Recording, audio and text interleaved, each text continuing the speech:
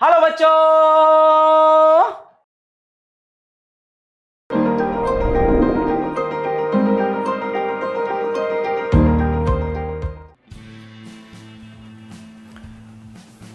कभी कभी जीतने के लिए कुछ हारना भी पड़ता है और हार कर जीतने वाले को बाजीगर कहते हैं। क्या कहते हैं? बाजीगर।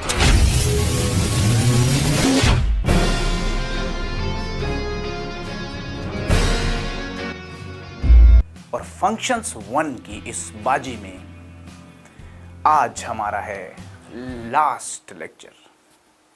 फंक्शंस की माया आज समाप्त होने वाली है। आखिरी लेक्चर में हम सबसे पहले अलजेब्रा ऑफ फंक्शंस सीखेंगे। तो आइए शुरुआत करते हैं आज के लेक्चर की भन्नाट। हमारा जो टॉपिक है पहला वो है algebra of functions. Algebra of functions बोले तो दो फंक्शंस को जोड़ा कैसे जाता है, दो फंक्शंस को माइनस कैसे किया जाता है, मल्टीप्लाई कैसे किया जाता है, डिवाइड कैसे किया जाता है। आगे बढ़ने से पहले मैं बता दूं कि ये जो फंक्शन की लेक्चर सीरीज है ये सिर्फ क्लास 11th के स्टूडेंट्स के लिए है और ये फंक्शन पार्ट 1 है। मेजर जो पार्ट है, पोर्शन है फंक्शन का, वो क्लास 12th के सिलेबस में, जिसमें टाइप ऑफ फंक्शंस के साथ साथ क्लासिफिकेशन ऑफ फंक्शंस भी कवर किया जाता है। तो classification of functions class 12th के पोर्शन में है। तो क्लास 12th के स्टूडेंट्स इस पार्ट 1 ऑफ फंक्शन को अगर करेंगे तो उनका 12th का पोर्शन कवर नहीं होगा, ठीक है ना। तो 12th का पोर्शन फंक्शंस पार्ट 2 है। तो फंक्शन पार्ट 2 की जब लेक्चर सीरीज आएगी तब अगर आप उसको देखेंगे तो उसमें फंक्शंस पार्ट 2 आपको क्लास 12th का कंप्लीट देखने को मिलेगा, ठीक है। तो अलजेब्रा फंक्शंस की आइए शुरुआत करते हैं। सबसे पहले तो मैं आपको बता दूं कि दो फंक्शन है, मान लो f और g, ठीक है ना। fx और gx दो फंक्शन है, fx और gx हमारे पास दो फंक्शन है। अगर अपने को ये दो फंक्शन जोड़ने हैं तो इन दो फंक्शन के जोड़ को आप ऐसे भी लिख सकते हो, f प्लस जी एक्स, ठीक है। और अगर fx माइनस जी एक्स करना है तो उस fx माइनस जी एक्स को f माइनस जी एक्स यूं भी लिखा जा सकता है, ठीक है ना। दो फंक्शंस को आप जोड़ सकते हैं, आप माइनस कर सकते हैं। जब हम दो फंक्शंस को जोड़ते हैं या माइनस करते हैं तो डोमेन और रेंज पे क्या प्रभाव पड़ता है मैं आपको बताता हूं। जो डोमेन है दोनों फंक्शन के जोड़ की, डोमेन है f प्लस जी फंक्शन की, वो फंक्शन f की डोमेन और फंक्शन g की डोमेन का इंटरसेक्शन हो जाती है, कॉमन पार्ट हो जाती है। इसको एग्जांपल के माध्यम से समझ सकते हैं कि हमारे पास एक function f(x) is equal to under root x plus 1/x है, मान लेते हैं। तो ये वाला जो फंक्शन है इसकी डोमेन क्या है, इसकी x की पॉसिबिलिटीज है ग्रेटर देन इक्वल टू 0, और ये वाला जो फंक्शन है इसकी डोमेन है माइनस इन्फिनिटी से 0 यूनियन 0 से इन्फिनिटी। तो जब आप कंप्लीट फंक्शन की रेंज निकालेंगे, इसके डोमेन निकालेंगे, कंप्लीट फंक्शन की डोमेन निकालेंगे, तो इसका और इसका जो कॉमन पोर्शन है वो निकालना पड़ेगा, और कॉमन पोर्शन है 0 से इन्फिनिटी। तो फंक्शन की जो डोमेन हो जाएगी वो हो जाएगी 0 से इन्फिनिटी, ठीक है ना। दो फंक्शन जब प्लस कर रखे हो और जब माइनस कर रखे हो तो जो कॉमन पोर्शन होता है, जो कॉमन पोर्शन होता है डोमेन में दोनों फंक्शन के, वही ओवरऑल फंक्शन की डोमेन कहलाता है। करेक्ट एकदम। अगर हमने दो फंक्शन मल्टीप्लाई या फिर डिवाइड कर रखे हैं तो क्या होता है, आइए देखते हैं। दो फंक्शन मान लो मल्टीप्लाई कर दिया आपने, fx मल्टीप्लाई gx कर दिया। तो सबसे पहले मैं आपको बता दूं कि fx और gx को जब मल्टीप्लाई करते हैं तो इसको लिखा जाता है f इंटू जी एक्स। कहीं यूं लिखा मिल जाए f इंटू जी एक्स, इसका मतलब समझ लेना fx इंटू जी एक्स की बात की जा रही है। और जब दो फंक्शन को हम मल्टीप्लाई करते हैं तो उनकी डोमेन भी दो फंक्शन की डोमेन का इंटरसेक्शन लेके लिखी जाती है। फॉर एग्जाम्पल, अगर हमारे पास एक फंक्शन है f(x) equal to root x और इसके मल्टीप्लीकेशन में एक दूसरा फंक्शन है सिग्नम x और लिखा हुआ है root x into signum x, तो ये जो रूट एक्स है, रूट एक्स बोलेगा भाई हमारे जो x अलाउड हैं एज एन इनपुट वो ग्रेटर देन इक्वल टू 0 है, और सिग्नम x बोलेगा हमारे तो कोई भी रियल नंबर अलाउड है। As an input. तो ओवरऑल इस फंक्शन को देखेंगे तो ओवरऑल इस फंक्शन में आप सिर्फ x greater than equal to 0 ही पुट कर सकते हैं। इस फंक्शन में आप x की वैल्यू -2 नहीं पुट कर सकते। सिग्नम तो बोल रहा है -2 पुट कर दो, लेकिन रूट बोल रहा है नहीं पुट कर सकते। तो -2 इसके अंदर नेगेटिव वैल्यू जो है इसके अंदर नहीं पुट कर सकते। बात समझ आ रही है आपको? तो जो x की वैल्यू है वो पॉजिटिव और या फिर 0 हो सकती है रूट x के लिए, तो ओवरऑल फंक्शन के लिए भी ग्रेटर देन इक्वल टू 0 होनी चाहिए, पॉजिटिव या 0 होनी चाहिए। तो यहाँ पे जो डोमेन है, डोमेन जो है वो दोनों फंक्शन की डोमेन का इंटरसेक्शन होगी। तो domain of f into g function, domain of f into g function will be equal to domain of function f intersection domain of function g। ये बात अपन को समझनी होगी। Domain of function f into domain of function g, correct है। आइए आगे बात करते हैं। नंबर 3, एक फंक्शन fx को अगर gx से डिवाइड कर दिया जाए तो इसमें fx को gx से डिवाइड कर रखा है। यहां पे gx जो है हमारा है ये 0 नहीं होना चाहिए, इसलिए fx बाय gx जो है डिफाइन होगा, ठीक है ना। gx जो है वो हमारा 0 नहीं हो सकता, तभी मैं fx को gx फंक्शन से डिवाइड कर सकता हूं। तो gx 0 नहीं है यहाँ पे, ठीक है ना। ये बात अपने को समझनी है। तो फंक्शन f और फंक्शन g की डोमेन अगर हमको मालूम है तो फंक्शन f बाय g की जो डोमेन होगी, पहली बात तो बता दूं मैं आपको कि फंक्शन f बाय g की जो डोमेन होगी वो डोमेन ऑफ फंक्शन f और डोमेन ऑफ फंक्शन g का इंटरसेक्शन होगी। और इसी के साथ अपने को ये बात ध्यान रखनी है कि इसकी डोमेन का कोई एलिमेंट ऐसा नहीं होना चाहिए जो इस gx फंक्शन को 0 करे, ठीक है ना। gx जो है वो 0 नहीं होना चाहिए, ये बात अपने को समझनी है। कोई एलिमेंट ऐसा प्रेजेंट नहीं होना चाहिए f बाय g की डोमेन में जो gx फंक्शन को 0 करे, करेक्ट है। तो f बाय g की जो डोमेन है ये भी अपने को समझ में आ गई। और एक फंक्शन को स्केलर से भी मल्टीप्लाई कर सकते हैं। ऐसी कोई बात नहीं है कि फंक्शन को आप स्केलर से मल्टीप्लाई नहीं कर सकते। एक फंक्शन है, मान लो फंक्शन fx है। फंक्शन fx को अगर आप स्केलर से मल्टीप्लाई करना चाहो, अगर मान लो मैं बोलूं कि मल्टीप्लिकेशन करना है मुझको, मल्टीप्लिकेशन करना है मुझको of a function, multiplication of a function fx by some scalar k, दूसरे फंक्शन से मल्टीप्लाई करने की बजाय मुझको स्केलर k से मल्टीप्लाई करना है फंक्शन को, तो ये कर दीजिए k इंटू एफ एक्स हो जाएगा, k इंटू एफ एक्स हो जाएगा, ठीक है। और फंक्शन f की जो डोमेन है, फंक्शन f की जो डोमेन है वही domain k F x function की भी होगी, ठीक है ना। सेम डोमेन रहेगी k एफ एक्स फंक्शन की, करेक्ट है एकदम। तो यहाँ पे मैंने बताया कि फंक्शन का जो डिवीजन है वो रिप्रेजेंट कैसे किया जाता है, मल्टीप्लिकेशन और एडिशन सब्ट्रैक्शन फंक्शन का कैसे रिप्रेजेंट करते हैं अपन, ठीक है। और इसी के साथ ये समझ में आया कि जो डोमेन है ना, डोमेन उस पर स्पेशली ध्यान देना है कि जोड़ते और माइनस करते हुए जो फंक्शन बनता है उसकी डोमेन दो फंक्शन जिनको जोड़ा है माइनस किया है उनका इंटरसेक्शन लेकर बनेगी, कॉमन पार्ट उनके इनपुट का होगा, वही डोमेन कहलाएगी, ठीक है जी। ये तो बात बिल्कुल समझ में आ गई अपने को। अब एक छोटे से एग्जाम्पल के माध्यम से अपन देख लेते हैं कि फंक्शन दो कैसे जोड़ते हैं, कैसे माइनस करते हैं, कैसे मल्टीप्लाई डिवाइड करते हैं। बड़ा बेसिक सा सवाल है। मैं आपसे अगर पूछूं कि if fx is equal to 2x plus 1 and gx is equal to root x, then find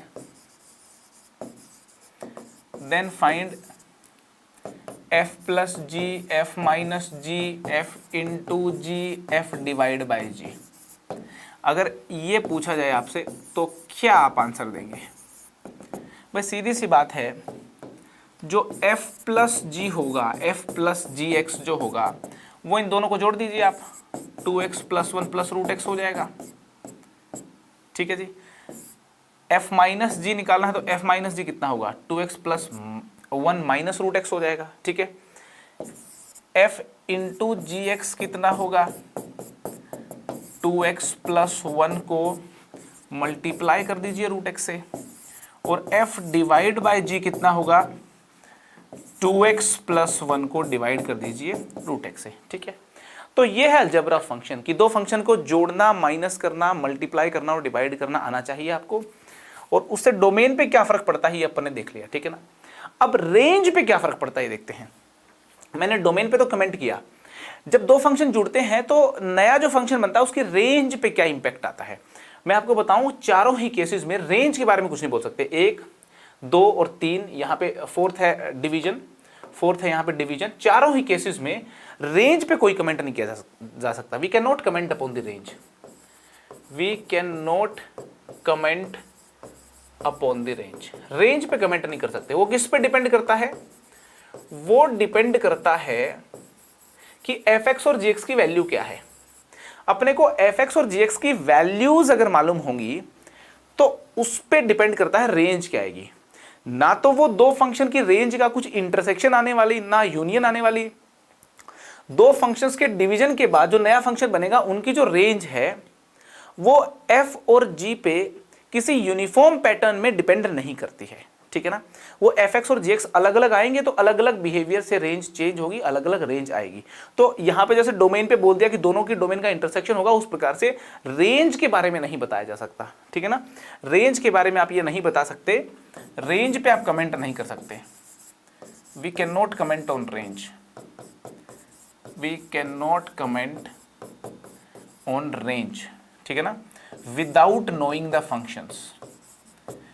बिना फंक्शंस को मालूम किए हम रेंज पे कमेंट नहीं कर सकते, ठीक है ना। फंक्शन मालूम करना पड़ेगा ना भाई अपने को। फंक्शन मालूम होगा, फिर वो जुड़ेगा, माइनस होगा या फिर मल्टीप्लाई डिवाइड जो भी होगा, उसके बाद देखना पड़ेगा नया फंक्शन क्या आया, फिर देखना पड़ेगा कि उसके आउटपुट क्या आएंगे, ठीक है ना। तो रेंज डिपेंड करेगी फंक्शंस के ऊपर, करेक्ट है। आइए बात करते हैं फंक्शनल इक्वेशंस की। अब बात करते हैं फंक्शनल इक्वेशंस की। बड़ा इंपॉर्टेंट पार्ट है ये functional equations, very important. Functional equations क्या होती हैं आइए समझते हैं। ऐसी इक्वेशंस जिनमें फंक्शंस इन्वॉल्व होते हों उन इक्वेशंस को फंक्शनल इक्वेशंस बोलते हैं।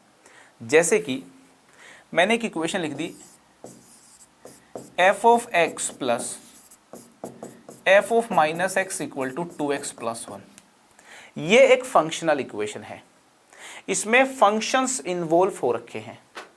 और कुछ एग्जांपल ले सकते हैं, जैसे मैंने लिख दिया f of x into f of 1/x equal to 1। ये भी एक फंक्शनल इक्वेशन है। तरह तरह की इक्वेशन जिसमें फंक्शंस इन्वॉल्व हों, ऐसी इक्वेशन को जैसे x plus 1 plus f of x plus 2 equal to f of x plus 3 plus f of x plus 4, ये देखिए सारी फंक्शनल इक्वेशंस हैं। तो फिर से बोलना चाहूंगा मैं कि ऐसी इक्वेशन जिसमें फंक्शन इन्वॉल्व होता हो उसको क्या बोलते हैं, फंक्शनल इक्वेशन। तो यहां पे क्लियरली लिख देता हूं मैं, इक्वेशंस इन्वॉल्विंग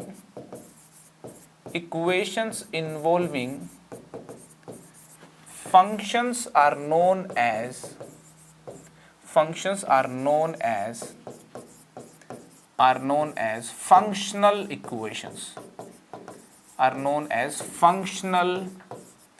equations, उनको क्या बोलेंगे, उनको बोलेंगे अपन फंक्शनल इक्वेशंस, ठीक है।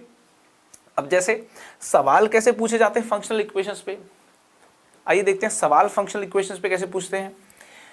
यहां मैंने बोला कि if f of 2x plus 1 is equal to 3x then find fx। तो आप fx बताइए। एक सिंपल से सवाल के साथ शुरुआत करते हैं। सवाल में पूछा है कि if f of 2x plus 1, f of 2x plus 1 अगर 3x के बराबर है तो आप f ऑफ x की वैल्यू बताइए। आइए समझते हैं।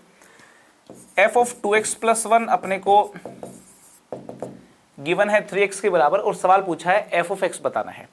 सबसे पहले तो मैं चाहूंगा कि आप इस क्वेश्चन को खुद ब खुद अटेम्प्ट करें। खुद अटेम्प्ट करने के बाद फिर जो है सॉल्यूशन को आपको देखना चाहिए। सेशन को पॉज करें, खुद अटेम्प्ट करें और उसके बाद अपना अटेम्प्ट पूरा करने के बाद फिर सेशन को देखें, ठीक है। तो f ऑफ 2x प्लस 1 हमारा f ऑफ 2x प्लस 1 जो है वो हमारा है 3x। f of 2x plus 1 3x के बराबर है। यहां पे बात समझने वाली ये है कि f के अंदर जो इनपुट है ना वो 2x प्लस 1 है। और इसमें x की अलग अलग वैल्यूज डाली जा सकती हैं। फंक्शन का मीनिंग यही है कि आप x की अलग अलग वैल्यू डालोगे तो फंक्शन में एक अलग अलग इनपुट आएगा और उसके करस्पॉन्डिंग फिर कुछ कुछ आउटपुट आपका आता रहेगा। अरे बात समझ में आ रही कि नहीं आ रही? भन्नाट समझ में आनी चाहिए बात, ठीक है ना। तो f ऑफ 2x+1 में 2x+1 की वैल्यू बदलती रहेगी, इनपुट बदलते रहेंगे और नए नए आउटपुट आते रहेंगे। अब मैंने बोला कि 2x+1 की वैल्यू एक ये इनपुट ही है, इसकी वैल्यू कुछ भी हो सकती है, तो इसकी वैल्यू y भी हो सकती है। आप इसके अंदर x की जगह 1 2 3 4 5 6 कुछ भी पुट कर सकते हैं, तो 2x+1 की जगह भी कुछ भी पुट कर सकते हैं। तो मैंने पुट कर दिया 2x+1 की जगह पे y। 2x+1 की जगह y पुट करने का मतलब ये है x की जगह पे y-1 2 पुट कर देना। x देखा तो कितना हो गया, y-1 डिवाइड बाई 2। फिर से बता देता हूं, 2x+1 की जगह पे y पुट करने का मीनिंग हुआ कि x आपने y-1/2 लिया है, ठीक है जी। तो जब इसमें अपन ने 2x+1 की जगह y पुट कर दिया तो f ऑफ y हो जाएगा 3 इंटू x की जगह फिट कर दो y-1/2। ऊपर वाला फंक्शन x की शक्ल में था, नीचे वाला फंक्शन y की शक्ल में आ गया है। तो f of y is equal to 3/2 into y-1, ठीक है। f ऑफ y हमको मिल गया। सवाल में पूछा है कि f ऑफ x बताएं, f ऑफ x बताएं। हमें क्या मिला? हमें मिला f ऑफ y। अब देखिए बात बिल्कुल सीधी सी है कि y की जगह इस फंक्शन में 1 2 3 4 5 कुछ भी इनपुट डाला जा सकता है, उसके करस्पॉन्डिंग इसके नए नए आउटपुट आते चले जाएंगे। फॉर एग्जाम्पल अगर मैं y की जगह 1 डाल देता हूं तो x मतलब y की जगह 1 पुट करने पे, इनपुट 1 पुट करने पे y 1 पुट कर दिया तो आउटपुट 0 आ गया। इनपुट 2 पुट कर दिया तो आउटपुट कितना आ गया, 2 पुट करने पे 3/2 आ गया। अलग अलग इनपुट आप देते जाओगे, अलग अलग आउटपुट आपके आते चले जाएंगे, ठीक है। अब इनपुट में क्या क्या दे सकते हैं? 1 y की जगह क्या क्या दे सकते हैं? y की जगह 1 2 3 4 5 6 7 8 9 कुछ भी दे सकते हो। तो अगर y की अलग अलग वैल्यू अपन डाल सकते हैं तो क्या y की वैल्यू x डाली जा सकती है क्या? बिल्कुल डाली जा सकती है जी। y डाल सकते हो, x डाल सकते हो, p डाल सकते हो, √2 डाल सकते हो, -√2 डाल सकते हो। This function is valid for every value of y। कोई परेशानी नहीं है इस फंक्शन को। इस फंक्शन की डोमेन जो है y कोई भी रियल नंबर हो सकता है। तो y की जगह अगर अपन x रखेंगे तो fx की शक्ल कैसी होगी? fx हो जाएगा 3/2 इंटू x-1। fx हो जाएगा हमारा 3/2 इंटू x-1। निकालना क्या था? fx निकालना था। निकालना क्या था? fx निकालना था और वो हमको मिल गया 3/2 इंटू x-1, ठीक है ना। सवाल हमको f2x+1 इक्वल टू 3x दिया था और पूछा fx था, और हमने क्या किया fx निकालने के लिए? हमने जो इनपुट्स हैं f के उनकी शक्लें बदलते रहे जब तक हमारी शक्ल का इनपुट नहीं आ गया, उसके करस्पॉन्डिंग फंक्शन नहीं आ गया, तब तक मैं बदलता रहा और मस्ती मारते रहे और हमने fx की वैल्यू निकाल ली लास्ट में। बात समझ में आ रही होगी? भन्नाट समझ में आ रही कि नहीं आ रही? तो आई होप आपका ये वाला सवाल एकदम क्लियर है। अब देखिए फंक्शनल इक्वेशन पे एक और सवाल करते हैं। सवाल है कि if f of x plus 2 times f of 1/x is equal to 3x, then find fx। बड़ा ही इंपॉर्टेंट सवाल है। इस कॉन्सेप्ट के ऊपर जेईई में कई बार सवाल आते हैं, आगे भी इस कॉन्सेप्ट का प्रयोग एग्जाम्स में होता रहेगा। ध्यान से देखें, बहुत ही सिंपल फंक्शनल इक्वेशन है। आपको बहुत इसमें ऐसा भी नहीं है कि बहुत ही कुछ डिफिकल्ट चीज़ है, बड़ी सिंपल बातें हैं। अगर आपको वो मालूम है और उनको अप्लाई कर लोगे तो ये fx आप इस फंक्शनल इक्वेशन से निकाल लोगे, ठीक है ना। यहाँ पे गिवन क्या है? गिवन है fx plus 2 times of f1/x, this is equal to 3x। ये गिवन है अपने को, ठीक है ना। मैं कहूँगा सेशन को पॉज कीजिए, पॉज करने के बाद आप इस क्वेश्चन को खुद अटेम्प्ट करें और आपका सोल्यूशन निकालें, स्ट्रगल करें, ठीक है ना। लाइफ में स्ट्रगल के बिना कुछ नहीं मिलता है। स्ट्रगल कीजिए आप, स्ट्रगल करने के बाद आप देखिए आपसे क्या हो पाया, कितना हो पाया, fx निकला कि नहीं निकला, और उसके बाद फिर मेरे सोल्यूशन को देखिए और अपने सोल्यूशन के साथ मैच कीजिए, आपको बहुत मजा आएगा। कितने आदमी थे? 2 थे सरदार। गोली कितनी थी? गोली तो एक ही थी। किसको मारा? जय को मारा, वीरू को छोड़ दिया। जय वीरू को नहीं मार सकते आप, ठीक है ना, गब्बर जय वीरू को नहीं मार सकता। fx प्लस f1/x हमारा कितना गिवन है? 3x है। निकालना क्या है? निकालना है fx। कैसे निकालेंगे fx? ध्यान से देखिए, कॉन्सेप्ट क्या है? कॉन्सेप्ट ये है कि आप x इनपुट को बदलते रहोगे, आउटपुट बदलता रहेगा। इनपुट को बदल बदल के अलग अलग डाला जा सकता है, आउटपुट अलग अलग आता रहेगा। तो मैं आपसे पूछ रहा हूं, क्या इनपुट x की जगह पे w डाल सकते हैं क्या? बिल्कुल डाल सकते हैं। p डाल सकते हैं क्या? बिल्कुल डाल सकते हैं। क्या x की जगह 1/x डाल सकते हैं क्या? जब w और p डाल सकते हैं तो 1/x डालने में क्या समस्या है? कोई समस्या नहीं है। तो मैंने पुट कर दिया x की जगह पे 1/x। इसको सही तरीके से यूं बोला जाता है कि रिप्लेस कर दिया मैंने x को 1/x के साथ। तो जब x की जगह पे 1/x डाला तो f 1/x plus 2f, x की जगह 1/x डाला तो यहां हो गया fx, इस x की जगह 1/x डाला तो ये हो गया 1/x।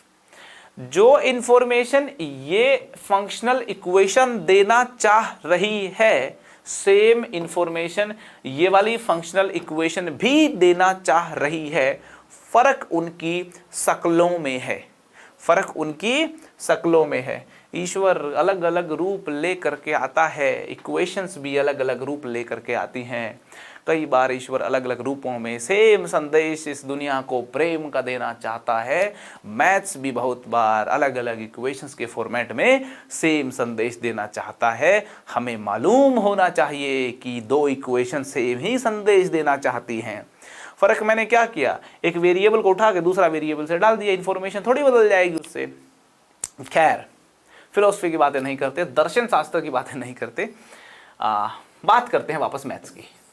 अपना टारगेट क्या है? fx निकालना। अपना टारगेट क्या है? fx निकालना। तो यहां पे इस वाले इक्वेशन को देखिए, ये इक्वेशन नंबर 1 है, ये हमारी इक्वेशन नंबर 2 है। आप इक्वेशन नंबर 1 को गौर से देखिए, घूर करके देखिए, घूरिए आप दोनों इक्वेशंस को, बिल्कुल नजरें एकदम यहाँ पे इनके ऊपर टिका लीजिए और आप मुझे बताएं कि इन इक्वेशंस के साथ क्या हरकत की जाए कि मुझे fx मिल जाए। तो मैं कहूँगा fx अगर आपको निकालना है, इक्वेशन 2 को 2 से मल्टीप्लाई करके 1 में से माइनस करना पड़ेगा। इक्वेशन 1 में से माइनस करना पड़ेगा इक्वेशन 2 को 2 से मल्टीप्लाई करके, ठीक है ना। इक्वेशन 1 क्या है? fx plus 2f 1/x equal to 3x, ये इक्वेशन 1 थी। इक्वेशन 2 को 2 से मल्टीप्लाई किया तो 2 से मल्टीप्लाई किया तो 2f 1/x आ गया। इसको 2 से मल्टीप्लाई किया 4fx आ गया। इसको 2 से मल्टीप्लाई किया 6/x आ गया।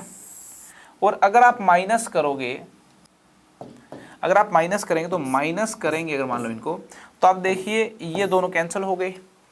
fx minus 4fx, 1 mango minus 4 mango will be equal to -3 mangoes, ठीक है।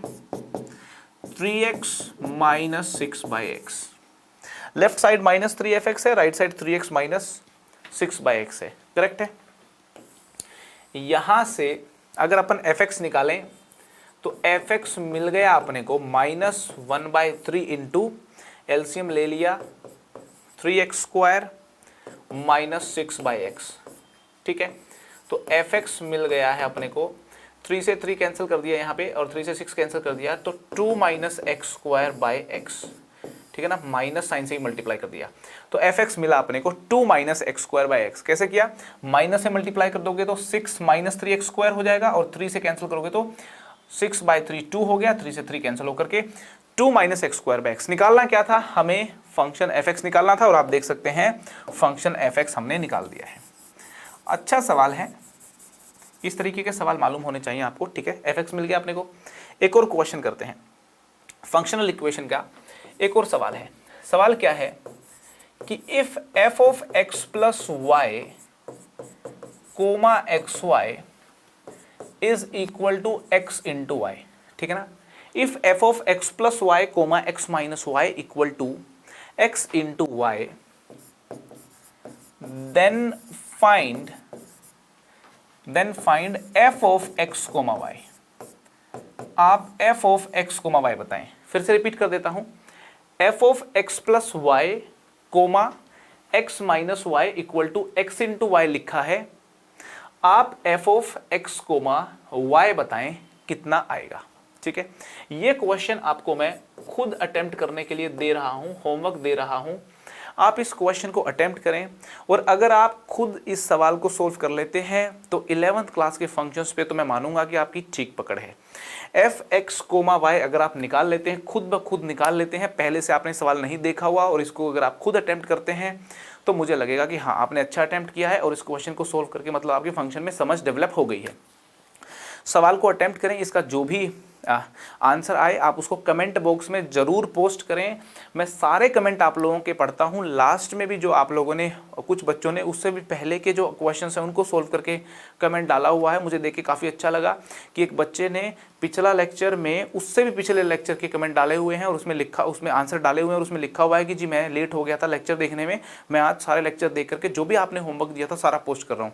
सो बड़ा अच्छा लगा देख करके, मतलब keep doing this and keep posting the answers of the homework questions. Okay, so ये वाले सवाल का जो भी आंसर आए उसको आप लिंक शेयर करें या फिर आप टाइप कर सके तो अपना जो आंसर है वो टाइप करें। मैं सारे आंसर्स जरूर देखूंगा और नेक्स्ट लेक्चर में मैं इसका सोल्यूशन दूंगा, ठीक है ना। फंक्शनल इक्वेशन का एक जो है ठीक सवाल है और इस सवाल को आपको अटेम्प्ट करना चाहिए, ठीक है, मजा आएगा आपको अटेम्प्ट करने में। तो मूव करते हैं आगे, है ना। आगे कुछ सवाल सोल्व करते हैं अपन।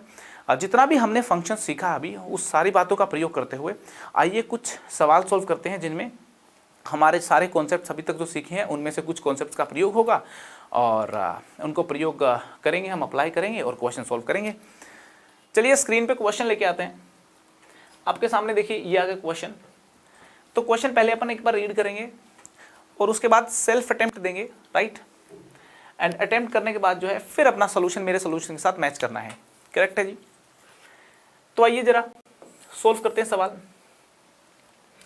एफ एक्स मेरा एक पोलिनोमियल फंक्शन है, अल्फा बीटा गामा यहाँ पे लिखे कांस्टेंट है। एफ ऑफ -5 की वैल्यू 5 है और अपने को एफ ऑफ 5 की वैल्यू बतानी है, ठीक है जी। बताते हैं ये जो फंक्शन है ना, इस फंक्शन में देखिए एक मस्त चीज ऑब्जर्व करने वाली है कि एक्स की सारी पावर ओड है। एक्स की पावर 1, 5 और 9 ओड पावर है और इसी पे फंक्शन का खेल टिका हुआ है। एग्जामिनर जो है ना बड़ा समझदार बनने की कोशिश कर रहा था, ओड पावर दे रखी है, लेकिन तुम्हारे भाई ने पहचान लिया कि पावर इसकी ओड है। तो एफ ऑफ एक्स को एक बार मैं कॉपी करता हूं और आपको बताता हूं मैं कि ओड पावर का बेनिफिट क्या हो रहा है अपने को। ये हुआ हमारा एफ ऑफ एक्स, कॉपी कर लिया मैंने यूं कहीं। अब देखिए एफ ऑफ माइनस एक्स क्या होगा। एफ ऑफ माइनस एक्स होगा, एक्स की जगह माइनस एक्स रिप्लेस कर दिया मैंने, ठीक है ना। यहाँ एक्स की जगह मैंने क्या कर दिया माइनस एक्स, इस एक्स की जगह माइनस एक्स करोगे तो लेफ्ट में तो एफ ऑफ माइनस एक्स हो जाएगा और राइट में हो जाएगा माइनस एल्फा एक्स की पावर 9 माइनस बीटा एक्स की power 5 minus gamma X minus 3, correct है जी। तो F of minus X will be equal to minus, इन तीन टर्म्स में से कॉमन ले लें तो हो जाएगा एल्फा एक्स की पावर 9 प्लस बीटा एक्स की power 5 plus gamma X minus 3, ठीक है। अब ये वाली जो इक्वेशन है इक्वेशन नंबर 1 और ये है इक्वेशन नंबर 1, इक्वेशन नंबर 2, इन दोनों इक्वेशंस को जोड़ दें। ये हमारी इक्वेशन नंबर 1 है, ये इक्वेशन नंबर 2 है। अगर अपन ऐड कर दें, if I add equation 1 and equation 2 तो मजा आ जाएगा। लेफ्ट साइड तो F x plus F minus x हो जाएगी, लेफ्ट साइड हो जाएगी F x plus F minus x और राइट साइड में ध्यान से देखोगे आप तो राइट साइड में देखो ये वाली जो क्वांटिटी है ना, इधर तो प्लस में है जी और इधर ये माइनस में है जी, दोनों ऐड होते ही कैंसल हो जाएंगी और -3 हो जाएगा -6, ठीक है। तो हमें एक फंक्शनल इक्वेशन मिल गई है, हमें एक फंक्शनल इक्वेशन मिल गई है। इसमें जो मर्जी एक्स की वैल्यू पुट कर सकते हैं अपन। मैंने पुट कर दिया x इक्वल टू -5, या 5 पुट कर दो, x इक्वल टू प्लस 5, तो f of 5 plus f of minus 5 हमारा -6 हुआ। और क्वेश्चन में गिवन है f ऑफ -5 की जो वैल्यू है वो 5 है। ये देखिए यहाँ पे f ऑफ -5 की जो वैल्यू है वो हमको गिवन है 5। तो यहाँ से देखिए f ऑफ 5 निकल जाएगा, 5 को उधर ले जा करके -6 -5 -11, तो f ऑफ 5 हो गया हमारा -11। पूछा क्या था जी? पूछा भी f ऑफ 5 था, तो f ऑफ 5 निकल गया हमारा -11। सी ऑप्शन में लिखा हुआ है, तो भन्नाट तरीके से सी ऑप्शन हमारा सही हो जाएगा, करेक्ट है। यहाँ पे ओड पावर का खेल था, अगर ओड पावर नहीं होती तो ये जुड़ के कटते नहीं तो हमसे सवाल होता नहीं, सवाल हमसे नहीं होता तो ये सवाल इस दुनिया में होता नहीं, ठीक है। तो चलिए नेक्स्ट क्वेश्चन सॉल्व करते हैं। नेक्स्ट क्वेश्चन आपके सामने स्क्रीन पे है, बड़ा मस्त सवाल है, अच्छा सवाल लगता है मुझको, ये क्यूट क्वेश्चन है ना। f ऑफ 0 1 दिया हुआ है, f ऑफ 1 दिया हुआ है 2, f ऑफ 0 1 दिया हुआ है, f ऑफ 1 2 दिया हुआ है, और उसके बिहाफ पे f ऑफ 5 पूछा है और एक फंक्शनल इक्वेशन हमको गिवन है, ठीक है ना। f ऑफ 5 पूछा है, फिर से खुद अटेम्प्ट कीजिए, अटेम्प्ट हो तो मस्त है, नहीं अटेम्प्ट हो भाई का सलूशन देखिए। अगर इस तरीके के क्वेश्चन आप खुद अटेम्प्ट करना शुरू कर दोगे, जेई की राह पे समझ लीजिए आपने चलना शुरू कर दिया है, ठीक है। तो इस 2 को उधर ले जाते हैं, 2fx is equal to fx plus 1 plus fx plus 2, ठीक है ना। 2fx कर दिया, ये जो 2 है ना, इस 2 को इधर ले गया, तो 2fx is equal to fx plus 1 plus fx plus 2, ठीक है जी।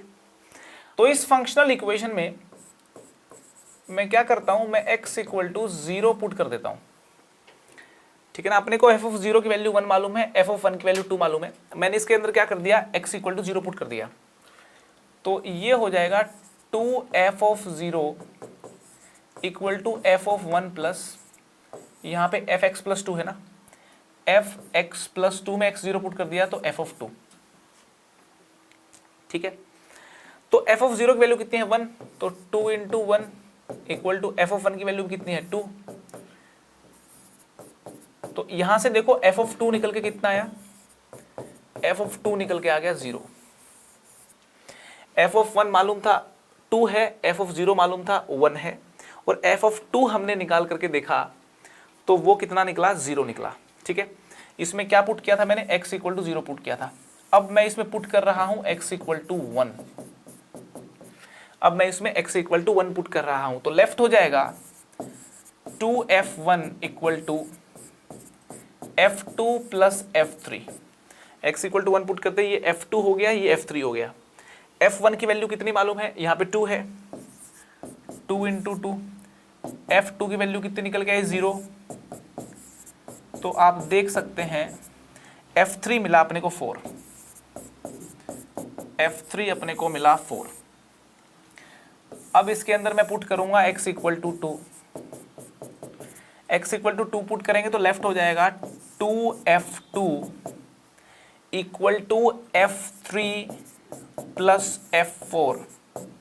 f2 की वैल्यू यहां से देखिए 0 है, तो ये तो हो गया 0, और f3 की वैल्यू कितनी है 4, f3 की वैल्यू 4 है, तो यहां से f ऑफ 4 की वैल्यू मिल गई मेरे को -4, f ऑफ 4 की वैल्यू कितनी मिल गई -4। अब इसके अंदर पुट कर दिया मैंने x equal to 3, x equal to 3 put किया तो लेफ्ट हो जाएगा 2f of 3 equal to f of 4 plus f of 5, तो ये हो गया 2 इंटू f3 कितना है, f3 4 है, f ऑफ 4 कितना है -4 है, प्लस f ऑफ 5, तो यहां से अगर मैं f ऑफ 5 निकालूंगा तो कितना मिलेगा मेरे को, 8 और 4 को इधर लेके आएंगे तो 12, तो f ऑफ 5 कितना मिला मेरे को, 12 मिला। तो पूछा क्या था, f ऑफ 5 की वैल्यू पूछी थी, f ऑफ 5 की वैल्यू अपन ने निकाल दी, f ऑफ 5 की वैल्यू मिली है 12, और 12 निकाल करके थोड़ा सा अपन मुस्कुरा भी दिए, ठीक है। अच्छा सवाल है, ठीक सवाल है। f ऑफ 0 1 था, f ऑफ 1 2 था, तो जो फंक्शनल इक्वेशन था ना, इसमें मैंने 2 इधर ले गया, बस थोड़ा रीअरेंजमेंट किया इसका, और x इक्वल टू 0 1 2 3 ये पुट करता चला गया मैं। x इक्वल टू 0 जब पुट किया, 2f(0) equal to f(1) plus f(2) आया। f(0) की वैल्यू यहाँ पे देखिए 1 थी, तो ये लेफ्ट साइड 2 हो गई, f(1) की वैल्यू भी 2 थी, यहाँ पे 2 प्लस f2 आ गया, कट करके f2 की वैल्यू अपने को 0 आ गई। तो यहाँ पे देखिए f0 f1 मालूम था, फिर f2 निकल गया, फिर f3 निकल गया, फिर f4 निकल गया, और फाइनली f5 निकल गया। और f5 कितना है? 12। करेक्ट है जी। मूव करते हैं आगे। नेक्स्ट क्वेश्चन स्क्रीन पे आपके सामने है, सोल्व फॉर x। आप x के लिए सोल्व करें इस इक्वेशन को। इक्वेशन क्या है? For fractional part x equal to x plus integral part of x। ये हमारे पास इक्वेशन है। आप x बताएं क्या आएगा। इक्वेशन क्या है? फॉर, यहां पे लिख देता हूं, यहां से करते हैं शुरुआत। भाई देखिए, सेल्फ अटेम्प्ट करने के बाद ही सॉल्यूशन देखें। मैथमेटिक्स में बिना प्रैक्टिस के, बिना स्ट्रगल के, बिना खुद ब खुद सवाल किए हुए, मैं कहूंगा मजा नहीं आएगा। फिर मैथ्स की रियल ब्यूटी सीखनी है, प्रॉब्लम सॉल्विंग में मिलेगी आपको। और प्रॉब्लम सॉल्विंग जो है ना, वो डेवलप होगी आपकी खुद स्ट्रगल करने से। खुद स्ट्रगल करने के बाद फिर जब सॉल्यूशन देखोगे, फिर मेरी बताई हुई बातें तुमको समझ में आएंगी बिल्कुल डीपली, और उनसे फिर तुम नई प्रॉब्लम भी सॉल्व कर पाओगे। ठीक है ना? बात समझ में आ रही कि नहीं आ रही? फैसला जो कोई भी हो मंजूर होना चाहिए। ठीक है ना? For fractional x equal to x plus greatest integer function x। ये जो x है ना, x बड़ी मस्त चीज होती है।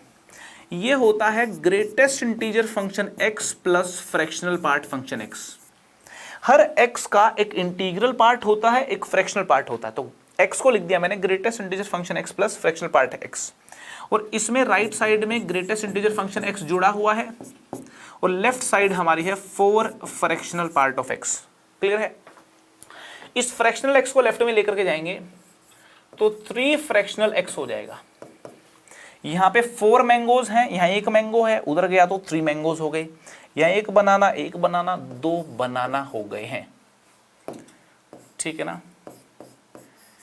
करेक्ट है जी। तो अपने को मिला 3 fractional x is equal to 2 greatest integer function x। लिख देता हूं 3 fractional x is equal to 2 greatest integer function x। इसके बाद क्या करूंगा, ध्यान दीजिए। मैं बोल रहा हूं कि जो लेफ्ट हैंड साइड में ये जो फ्रैक्शनल x लिखा हुआ है, हम जानते हैं फ्रैक्शनल x 0 या उससे बड़ा होता है और 1 से छोटा होता है। ये बात अपन जानते हैं। और लेफ्ट हैंड साइड पूरी अगर देखें, 3 फ्रैक्शनल x को ऑब्जर्व करें तो 3 फ्रैक्शनल x हमारा इस इनइक्वालिटी को 3 से मल्टीप्लाई करने पे मालूम चलेगा 0 और 3 के बीच में होगा या 0 होगा। 3 फ्रैक्शनल x हमारा 0 और 3 के बीच में होगा या 0 होगा। ठीक है? और राइट साइड को भी ऑब्जर्व करें, मालूम है ये एक इंटीजर होता है, ये एक इंटीजर होता है। इंटीजर की वैल्यू कैसे होंगी? 1 2 3 4, है ना? ऐसे -1 -2। अब ये नेगेटिव तो हो नहीं सकता, क्योंकि ये वाली जो लेफ्ट साइड है ना, ये पॉजिटिव है ना? ये कभी नेगेटिव नहीं हो सकता। ठीक है ना? तो ये पॉजिटिव इंटीजर ही होना चाहिए। पॉजिटिव या 0 भी हो सकता है, नॉन नेगेटिव। ठीक है ना? इसको लिख दिया मैंने नॉन नेगेटिव इंटीजर, ये होना चाहिए। करेक्ट है? अब नॉन नेगेटिव में ये फिर 2 से भी मल्टीप्लाई हो रखा है, तो सीधी सी बात है, इसको एक इवन इंटीजर होना पड़ेगा। राइट हैंड साइड को इवन इंटीजर होना पड़ेगा, जैसे कि 0 2 4 6 एंड सो ऑन, इस प्रकार से, है ना? राइट हैंड साइड को क्या होना पड़ेगा? Even integer. और एक बात तो तय है कि लेफ्ट साइड जो है ना, वो 0 से 3 के बीच की वैल्यू है या 0 है। अब लेफ्ट साइड में जो वैल्यू है और राइट साइड में जो वैल्यू है, दोनों बराबर हैं। राइट साइड इंटीजर है तो लेफ्ट को पक्का इंटीजर होना पड़ेगा, है ना? लॉजिकल एनालिसिस का सवाल है। लेफ्ट अगर यहां पे राइट अगर इंटीजर है, इवन इंटीजर है, इनफैक्ट लेफ्ट को भी इंटीजर होना पड़ेगा। और लेफ्ट 0 से 3 से पहले तक ही खत्म हो जाती है, 0 या 0 से बड़ी है, 3 से छोटी है, तो ओनली पॉसिबिलिटी इज कि जो लेफ्ट साइड है ना हमारी वो 0 हो या फिर 2 हो, क्योंकि लेफ्ट को राइट के बराबर होना है, तो 0 हो सकती है या 2 हो सकती है, 4 हो नहीं सकती, 6 हो नहीं सकती, बड़े नंबर हो नहीं सकते, क्योंकि लेफ्ट साइड 3 से छोटी होनी चाहिए। लेफ्ट और राइट बराबर है, लेफ्ट 3 से छोटी है तो राइट भी 3 से छोटी होनी पड़ेगी। समझ में आ रही कि नहीं आ रही? कई सारी बातें बोल दी मैंने, लॉजिकल एनालिसिस है, सारी बातें मेरी ध्यान से सुनिए, समझ में नहीं आए पीछे कर करके देखिए, ठीक है। तो अपने कंक्लूड कर लिया कि जो लेफ्ट साइड है दिस मस्ट बी 0 and 2, है ना, दिस मस्ट बी 0 and 2। तो फ्रैक्शनल x मस्ट बी 3 से डिवाइड करें तो 0 या फिर 2/3, फ्रैक्शनल x 0 या फिर 2/3 होना चाहिए। और ग्रेटेस्ट इंटीजर x, इस पे भी कमेंट कर दिया मैंने, ये होना चाहिए 0 और 1, 0 या फिर 1, ठीक है ना, 0 या फिर 1, क्योंकि 1 से बड़ा लोगे तो फिर ये 2 या 3 ले लिया तो ये 4 6 ऐसे हो जाएगा फिर, ठीक है जी। अब ऐसा x कौन सा है, यहां पे आखिरी लॉजिक बचा हुआ है लगाना, ऐसा x कौन सा है, अपनी बुद्धि से सोचिए, खोपड़ी से सोचिए, ऐसा x कौन सा है जिसका फ्रैक्शनल x ले लें तो 0 या 2/3 मिले और इंटीग्रल पार्ट 0 या 1 मिले। तो 0 से छोटा तो हो नहीं सकता, नेगेटिव तो हो नहीं सकता, ये बात तो क्लियर है, क्योंकि नेगेटिव x रख दिया यहाँ पे तो इसका ग्रेटेस्ट इंटीग्रल पार्ट जो है नेगेटिव में चला जाएगा, है ना। तो शुरुआत 0 से होगी, तो पहले बताएं x 0 हो सकता है क्या? बिल्कुल हो सकता है। x 0 अगर पुट करेंगे तो फ्रैक्शनल x भी 0, ग्रेटेस्ट x भी 0, अपने काम की चीज आ रही है, x 0 हो सकता है, ठीक है। अब 0 से बड़ा आगे चलते हैं, x 0 हो सकता है, x 1 हो सकता है क्या? बिल्कुल हो सकता है 1, x 1 रख देंगे यहाँ पे देखिए x 1 रख दिया, हाँ x 1 बिल्कुल नहीं हो सकता, x 1 बिल्कुल नहीं हो सकता, क्योंकि x 1 यहाँ रख देंगे तो ये 0 हो जाएगा, ये 2 हो जाएगा, तो x 1 बिल्कुल नहीं हो सकता, ठीक है। 0 के बाद 1 जो है ना, देखा मैंने 1 हो नहीं सकता। अब 1 से बड़ा इंटीजर देखो 2 ले लिया, मान लो 2 ले लिया, ये 0 हो जाएगा और ये 4 हो जाएगा, मतलब x की इकलौती इंटीग्रल वैल्यू जो पॉसिबल है वो 0 है। एक बात प्रूव कर दी मैंने, x की जो इकलौती इंटीग्रल वैल्यू पॉसिबल है वो क्या है? 0 है। और 1 से बड़ी वैल्यू तो संभव ही नहीं, मतलब 0 से बड़ी इंटीग्रल वैल्यू तो संभव ही नहीं है, ठीक है जी। 0 से बड़ी इंटीग्रल वैल्यू 1 भी संभव नहीं है ना। अब मेरे को बताइए कि ग्रेटेस्ट इंटीजर पार्ट 0 के साथ और क्या संभावनाएं होंगी? क्या 0.1 आंसर हो सकता है क्या? 0.1 आंसर होता, x की वैल्यू 0.1 होती तो इसका आंसर 0.1 होता, है पॉसिबल नहीं है। एक पॉसिबिलिटी यहां से है कि x की वैल्यू 2/3 हो सकती है। जब x 2/3 होगा, यहां पे देखिए x 2/3 होगा तो फ्रैक्शनल x का आउटपुट भी 2/3 होगा, क्योंकि x से छोटा है, और 2/3 और 3 को मल्टीप्लाई करेंगे तो 2 आ जाएगा, ठीक है ना। क्या आ जाएगा? 2 आ जाएगा। और यहां पे x 2/3 कर देंगे अपन, x 2/3 अपन कर देंगे तो इसका ग्रेटेस्ट पार्ट 0 आ जाएगा और लेफ्ट और राइट फिर से बराबर नहीं होंगी, तो 2/3 भी नहीं हो सकता। x 2/3 लेकर के देखा कि 2/3 हो सकता है क्या? अज्यूम किया कि भाई हो सकता है, पुट करके देखा, नहीं आया, x 2/3 भी नहीं हो सकता। तो जो ग्रेटेस्ट x की जो पॉसिबिलिटीज होंगी वो क्या होंगी? वो होंगी या तो 0 हो सकता है या 1 हो सकता है, क्योंकि x ग्रेटेस्ट x जब 0 होगा और 1 होगा तभी तो ये राइट हैंड साइड 0 2 होगी, ठीक है जी। अब इन दोनों को देख करके अपने को निकालना x है, क्योंकि सवाल में पूछा है x निकालना है, ठीक है ना। ऐसा x निकालना है जो इसको भी सेटिस्फाई करे एंड इसको भी सेटिस्फाई करे। पहले इसको सेटिस्फाई करते हुए जो x होगा वो देखते हैं। इसको सेटिस्फाई करने वाला जो x है या तो 0 है वो, क्योंकि x 0 पे 0 आ गया, या फिर इंटीजर्स हैं जैसे 1 2 3 ऐसे करके इंटीजर्स हो गए। क्यों हो गए इंटीजर्स? क्योंकि जो इंटीजर्स है ना उनका फ्रैक्शनल पार्ट 0 होता है, ठीक है जी। सारे इंटीजर्स इसको सेटिस्फाई कर रहे हैं, है ना। तो फ्रैक्शनल x 0 कब होगा? जब इंटीजर्स होंगे, नेगेटिव इंटीजर हो नहीं सकता, ये मैंने बता दिया आपको। फ्रैक्शनल x 2/3 कब होगा? जब या तो x 2/3 हो या 1 + 2/3 हो, है ना, या -1 + 2/3 हो, लेकिन ये नेगेटिव हो गया ना, तो नेगेटिव x तो इसको सेटिस्फाई करेगा ही नहीं, ठीक है। पॉजिटिव पॉजिटिव में लेने हैं, या 2 + 2/3 हो, ऐसे करके इसको सेटिस्फाई करने वाले फ्रैक्शनल x = 0 को सेटिस्फाई करने वाले ये वाले x हैं, फ्रैक्शनल x = 2/3 को सेटिस्फाई करने वाले ये वाले x हैं, ठीक है ना। एक्स नेगेटिव लेना नहीं, क्योंकि एक्स नेगेटिव लोगे तो ये तो पॉजिटिव रहेगा, ये नेगेटिव हो जाएगा, नेगेटिव पॉजिटिव बराबर नहीं होंगे। अब इन वैल्यूज में से कौन सी वैल्यू इसको भी सेटिस्फाई करती है, आइए देख लेते हैं। x इक्वल टू 0 इसमें डाल के देखा, ग्रेटेस्ट x भी 0 आ रहा है, सेटिस्फाई करती है। x इक्वल टू 1 डाल के देखा तो भी 0 आ रहा है। लेकिन क्या x इक्वल टू 1 2 3 बड़े x पे लेफ्ट और राइट बराबर हो रहा है क्या? बिल्कुल नहीं हो रहा। x की वैल्यू 1 डालोगे, ये 0 और ये 2 बराबर कैसे हुआ? x 1 नहीं हो सकता। x वैल्यू 2 डाल के देखा 0 और ये 4, यहां पे ये वाले x नहीं हो सकते। सिर्फ x 0 ही लेफ्ट और राइट को बराबर कर रहा है। भाई एनालिसिस का सवाल है, यहां पे आकर के फिर एनालिसिस ही करना पड़ेगा। इस क्वेश्चन में मैथमेटिक्स प्लस एनालिसिस दोनों बातों का प्रयोग हो रहा है, तब ये जाके सवाल होगा। अच्छा सवाल है। x की वैल्यू 2/3 हो सकती है क्या? x की वैल्यू 2/3 यहां रखेंगे तो ये हो जाएगा 2/3 इंटू 3 2, और यहाँ 2/3 करेंगे तो ये हो गया अपना 0। इसका ग्रेटेस्ट पास 0, 0 इंटू 2 0, 2/3 भी नहीं हो सकता। 1 प्लस 2/3 हो सकता है क्या? x को जब अपन 1 प्लस 2/3 रखेंगे तो लेफ्ट तो जो रहेगी वो कितनी रहेगी? लेफ्ट रहेगी अपनी 2 रहेगी, और 1 प्लस 2/3 यहां रखेंगे तो राइट भी 2 हो जाएगी। ये एक और आंसर अपने को मिल गया है। 2 प्लस 2/3 करेंगे, ये 2 ही रहेगी और ये 4 हो जाएगी। इससे बड़े आंसर भी नहीं होंगे। यहाँ पे सोचने वाली बात क्या है? x का एक आंसर तो 0 होगा। सोचने वाली बात क्या है? x का एक आंसर तो 0 होगा और एक आंसर होगा 1 plus 2/3, that is 5/3। 1 plus 2/3 that is 5/3। बात समझ में आ रही है आपको? तो x 0 और 5/3 दो ही ऐसी वैल्यूज हैं जिनको आप यहां और यहां x की जगह जहां पे भी है सारे डालोगे तो लेफ्ट साइड और राइट साइड आपको क्या मिलेगी? बराबर मिलेगी। अच्छा सवाल है, अच्छा सवाल है। फ्रैक्शनल x और ग्रेटेस्ट x एक इक्वेशन में आए, उस इक्वेशन को कैसे सोल्व करना है ये अपन ने सीखा इस सवाल से। बात समझ में आ रही कि नहीं आ रही?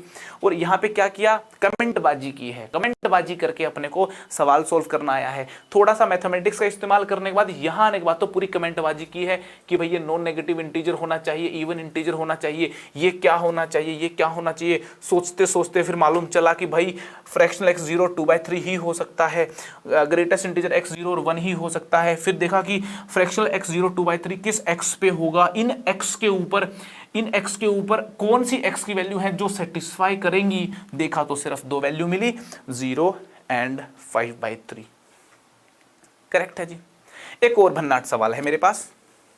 सवाल स्क्रीन पे आपके सामने है।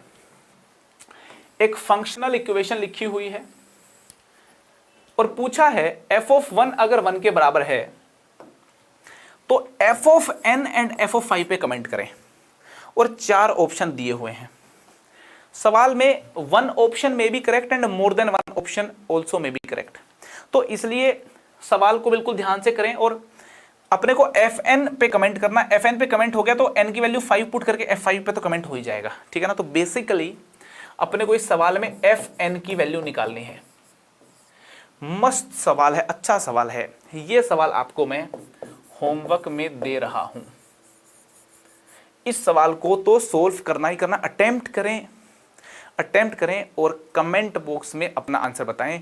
ऑप्शन ए होगा, बी होगा, सी होगा या डी होगा। और सॉल्यूशन भी भेजना चाहें तो लिंक आप डाल करके सॉल्यूशन भेज सकते हैं, मैं सॉल्यूशन देखूंगा। सारे कमेंट्स को रिप्लाई करना तो संभव नहीं होता, फिर भी कुछ कुछ को मैं कर देता हूं, लेकिन मैं देखूंगा सब कुछ। और कोई कमेंट अगर अच्छा मुझको लगता है, किसी का सॉल्यूशन अच्छा मुझे कभी लगेगा तो मैं अगले सेशन में उसको शेयर भी किया करूंगा, ठीक है। सो आज का सफ़र ख़त्म करने से पहले ये एक होमवर्क का सवाल था, इसको डिस्कस कर लेता हूँ। ये प्रीवियस होमवर्क का सवाल था, ठीक है ना, मॉडुलस वाले लेक्चर का ये सवाल है। इसका डिस्कशन कर लेते हैं यहाँ पे। कई सारे लोगों ने मेरे को सोल्यूशन भेजे और कुछ लोगों के अच्छे थे, मुझे बड़ी खुशी हुई, ठीक है। और सही आंसर भी निकाला हुआ है बहुत सारे लोगों ने, तो बड़ा मज़ा आया देख करके। कैसे करेंगे सवाल को? मैंने बताया था पहले क्या करें, क्रिटिकल पॉइंट निकालें। इसका क्रिटिकल पॉइंट कितना है? 0। इस मॉडुलस का क्रिटिकल पॉइंट कितना है? 4। फुर्ती के साथ सोल्व करेंगे इसको। होमवर्क का सवाल है भाई, सारी चीज़ें मालूम है, कई बार स्ट्रगल कर रखा है अपन लोगों ने और सोल्व कर रखा है। जल्दी जल्दी सोल्व करेंगे इसको, ठीक है ना। मैच करिए, इसका क्रिटिकल पॉइंट 0, इसका क्रिटिकल पॉइंट 4, इस मॉडुलस का क्रिटिकल पॉइंट कितना है? 6। नंबर लाइन में 4 केस बने, एक ये वाला केस, एक ये वाला केस, एक ये वाला केस, एक ये वाला केस। जब अपन एग्जाम में बैठे होंगे तो इस तरीके के सवाल जेईई के एग्जाम में बैठे बैठे कैसे उड़ाने हैं, देखिए मैं आपको बता रहा हूं। नंबर लाइन ड्रॉ करी, क्रिटिकल पॉइंट 0, 4, 6 ड्रॉ किया, 4 पार्ट नंबर लाइन के बने। अगर x 0 से छोटा होगा सारे मॉडुलस माइनस के साथ खुलेंगे, सारे मॉडुलस माइनस के साथ खुलेंगे। तो -3x = 0 हो गया, x हो गया 0, तो एक आंसर तो है x 0। जब x मैंने लिया 0 या उससे छोटा था तो x 0 हो गया, एक आंसर तो फिट एकदम, एक आंसर मिल गया भाई अपने को। जब x की वैल्यू 0 और 4 के बीच में थी, ये वाला मॉडुलस खुलेगा सिंपली ऐसे प्लस के साथ, ये वाला मॉडुलस खुलेगा माइनस के साथ, तो -x + 4, ये वाला मॉडुलस माइनस के साथ, -x + 6 = 10। ठीक है, ये कैंसिल हो गया। यहाँ से भी x कितना मिला अपने को, यहाँ से भी x मिला 0, बट अपन ने 0 और 4 के बीच में लिया। आपकी बार एक बार 0 आ चुका है, इसको इग्नोर कर देते हैं। ठीक है जी, अब देखिए इसको बढ़ाते हैं आगे। जब x 4 और 6 के बीच में है, 4 और 6, 4 भी इंक्लूड कर लिया, 4 और 6 के बीच में है, ये दोनों मॉडुलस पॉजिटिव साइन के साथ खुलेंगे, x + x - 4। ये वाला मॉडुलस नेगेटिव साइन के साथ खुलेगा, -x + 6 = 10। यहां से x निकल के आया मेरा 8। ये x सही नहीं आया क्योंकि मेरा x 4 से 6 के बीच में आता तो ही वैलिड होता है, रिजेक्ट कर दिया मैंने। अब जब x 6 या उससे बड़ा होगा, तीनों मॉडुलस पॉजिटिव साइन के साथ खुलेंगे, x + x - 4 + x - 6 = 10, 3x = 20, x हो गया 20/3, एकदम हन्नाट मस्त। अपना आंसर x = 0 है, दूसरा आंसर x = 20/3 है। फिर से बोल देता हूं, जिसका आंसर x = 0 आया है उनको सलाम, और जिनका आंसर 20/3 आया है उनको भी सलाम, और दोनों जिनके आंसर आए हैं कंप्लीट करेक्ट आंसर आया है, जिनके आंसर दोनों आए हैं उनको डबल सलाम। होमवर्क का सवाल था, डिस्कस कर दिया मैंने। इसी प्रकार से आप अपने सवालों के जवाब भेजते रहा करिए, बड़ा मज़ा आता है मुझको आप लोग जब आंसर भेजते हो, और मैं भी आपको होमवर्क देता रहा करूँगा। तो आज के लिए इतना ही। आप लोगों को पढ़ाते पढ़ाते मेरी तबीयत थोड़ी ख़राब जरूर हुई थी, लेकिन आप लोगों को वापस पढ़ाते पढ़ाते मेरी ठीक भी हो गई है। सो मुस्कुराते रहें, हंसते रहें, मुस्कुराते रहें, है ना। कान लगा दिए मैंने, ठीक है, ये नाक है, आंखें, और ये प्यारी सी मुस्कान, जोकर वाली मुस्कान है क्या? नहीं, जोकर जैसी ही है, ये जोकर वाली कर देंगे इसको। हंसते रहें, मुस्कुराते रहें, फंक्शन को पढ़ते रहें। जो भी मैंने होमवर्क में सवाल दिए हैं शिद्दत के साथ वो सवाल ज़रूर अटेम्प्ट करें। सफ़र को ख़त्म करते हैं, फिर मुलाकात होगी अगले लेक्चर में। Bye bye, take care. पढ़ाई करते रहें, ऑल द वेरी बेस्ट।